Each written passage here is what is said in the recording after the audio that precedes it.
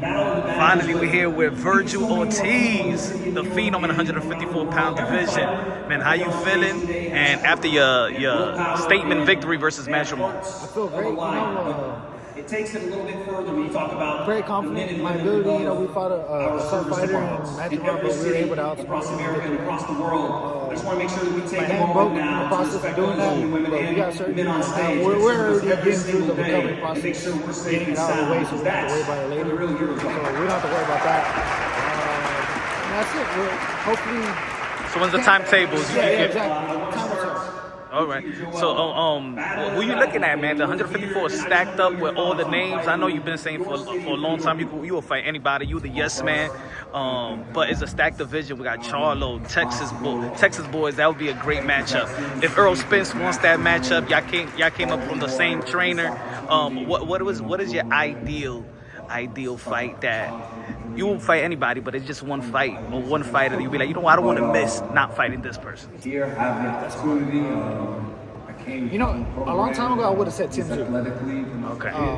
But he's gone through his share of losses. He's about to try to avenge one with Fundora, yeah. We're gonna have to wait on. Charles is also a good fight. I think that's a really good fight right there. His last fight was against Canelo.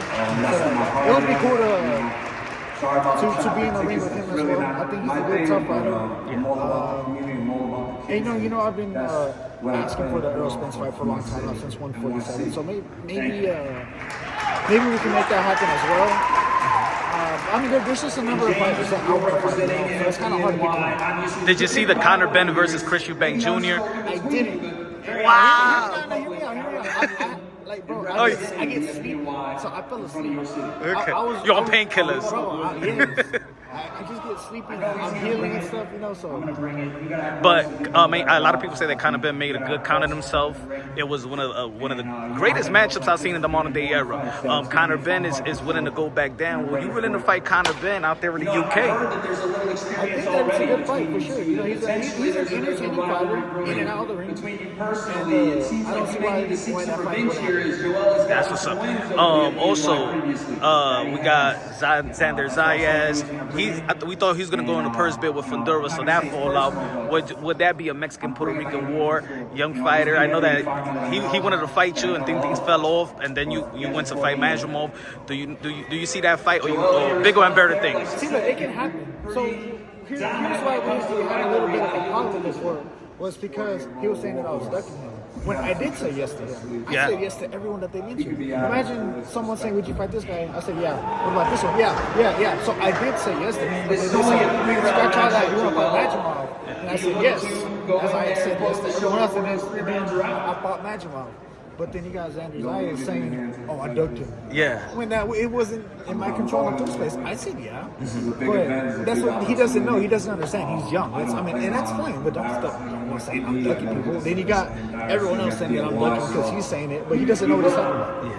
I've been saying for a long time, I've been documenting, I've been doing a bunch of videos saying that when you was in position in the 147 to fight Bud Crawford, I felt like the political was messing with you. First you was ranked number 1, and then they put you ranked number 2, and then they put Sean Porter ahead of you. And I think that was a fight that, especially after the Maurice Hooker fight, that you was in line to fight a Terrence Bud Crawford fight or Earl Spence, but really Terrence Bud Crawford.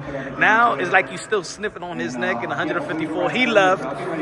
Do you still want that matchup with a Terrence Bud Crawford? I don't know if he's going to come back down after Canelo Alvarez, but what about Bud Crawford? Because every time he fights somebody, you beat the Mean Machine better, you beat Majumov better. It's like you cleaning up his work. Would you fight a Terrence Bud Crawford? I would, and I would like to.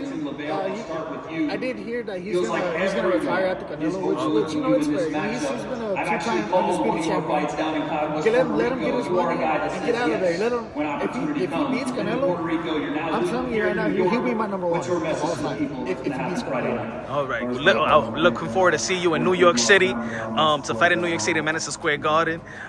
Who you got in these fights? You got Teofimo Lopez versus Barbosa. You got Ryan versus Rolly. I tell you what, I know every single one of these guys, so I don't want to offend anyone. I keep my opinions to myself, but I know we're in good for. We are in for a good night of boxing, a good weekend, because we got Friday, Saturday, and Sunday. Like I said, True. Canelo, and Inoue. All right, man. Thank you. I appreciate